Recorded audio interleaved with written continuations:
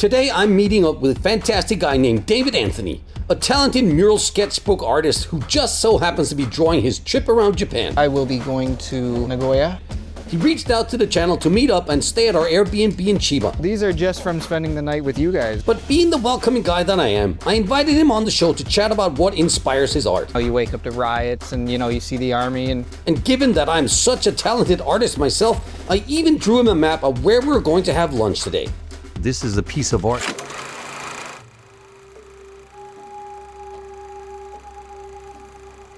Did he actually draw this thing? Man, where does this guy want me to go? Wait a minute.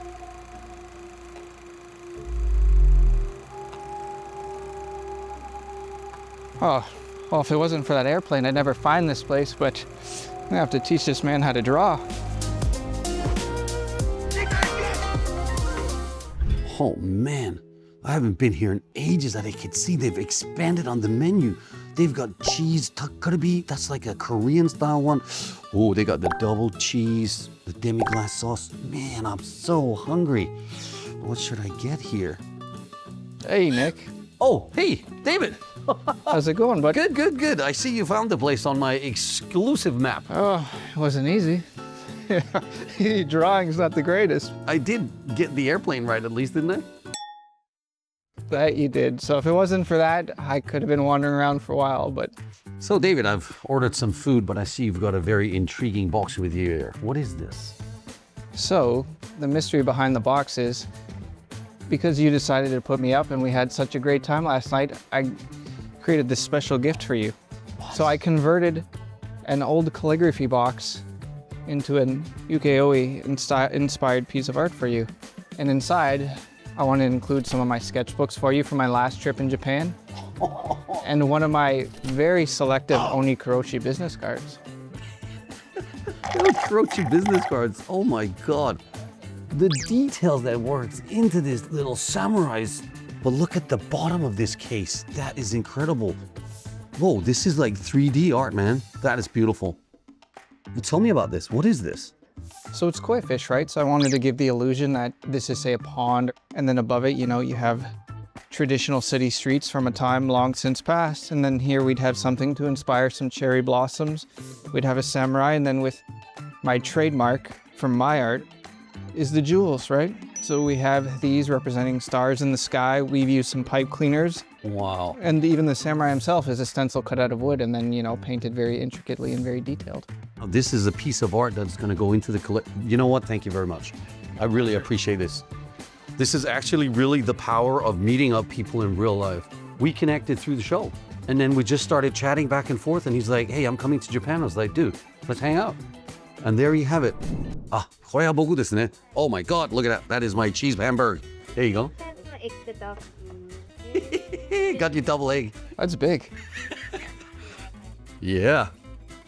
I told you you'd get bikuri. So let's just have a look at the food that we got you here. I did tell you that this is the bikuri donkey, which means the surprise donkey, basically. So I got you an extra egg on top of it. Looks delicious. You probably got about 300 grams of ground up beef there, and then a little bit of rice, and it's got the daikon salad. Now the daikon salad comes with a little tomato, and it's got sesame dressing on top there. It's actually really delicious. I just went for the big one with extra cheese on it because, I always say something with extra cheese on it is always going to be better than just having cheese on it. Fair enough.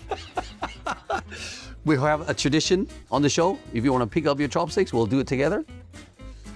Facing this camera, 3, 2, 1. ITADAKIMASU! Oh man, that hamburger, it just smells so good. It's been mixed up with onions inside it, and it's just been grilled up. Yeah, and the cheese. Oh, it's delicious. Oh yeah, so soft. And so juicy. It's damn near perfect. Yeah, it's delicious, isn't it? And you prefer to eat your food with the chopsticks, or do you want a spoon? Because I have a spoon if you need it. No, I'm just having a little learning how to break apart. So the trick to using your chopsticks when you actually want to cut something up is that you use them like knives. So you'll just stick them through, and then you just pull them apart. And that's how you make the perfect little bite. So the simplest things often are the hardest until you know it. Yeah. Now I actually ordered a bit of curry with mine, so I'm just gonna dip it in the curry. Oh my gosh. There's something about Japanese curry that just screams welcome home at you. I don't know why. I think my favorite thing about bikuri donki is it's simple, it is very affordable, and it's quick. Like, the food came in like a couple of minutes after we started ordering. Now, the sesame sauce that comes with this daikon, which is Chinese radish shredded salad, with also got a little bit of cucumber in there, I absolutely adore. I mean, I love this salad. Slightly acidic flavor to it, but it's got that earthy flavor of the ground up sesame. That's what it feels like. But then, like the sweet sourness, I would say, even from the salad, actually makes it like, okay, you can go back and forth. So you get the heavy meat, get a bit of the heavy curry, and then you can rinse your palates with the salad. It's really fresh, in my opinion.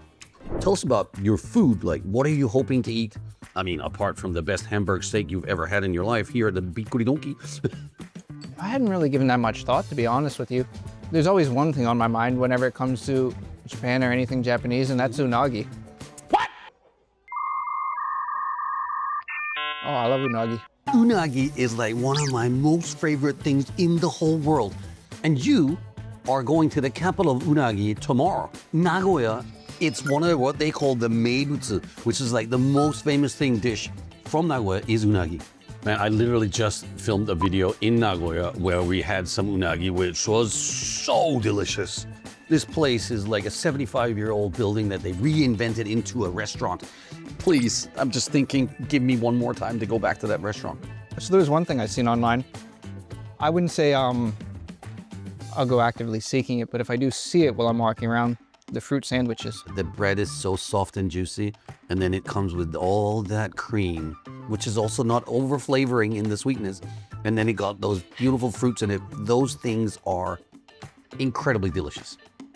Tell us about why you're here in Japan. Yeah, so I've made a lot of sketchbooks from a lot of the places I've been, from where clients have sent me. A lot of those have become, they're the reference points for a lot of the murals I've done. I've done about 250 or so commercial projects for clients.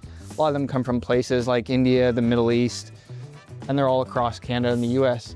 And a lot of people who've seen the sketchbooks I was doing were like, they're amazing. They found them entertaining, hilarious, the little stories within them. And they're like, you should publish these and you should sell these and you should really pursue these, right? Yeah.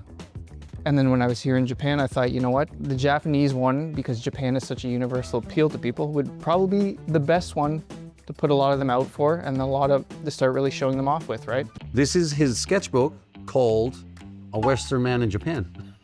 And then there's the back cover, right? So this is how I would open it, but Yeah. this is how you'd open it in Japan. This is true, and it says Gaijin. This is not a bad word. Like, it does not mean anything racist. It just means a non-Japanese, someone who comes from overseas. But some people can get really iffy about this word. So when I realized that you had made a book out of it and it says Gaijin in front of it, I was like, yes, I have to meet you. And here we are today. This sketchbook, tell us about it. The sketchbook itself is it's based on my travels and my experiences, the things I see, the things I do, right? Yeah. So every day while I'm out there, I'll write an entry or I'll take maps, so it'll have some cartography in it. And then anything I see that catches my eye, anything that's interesting, anything that's relevant that I could use for future artwork, I will include in the sketchbook. I'll include notes, I'll color it out.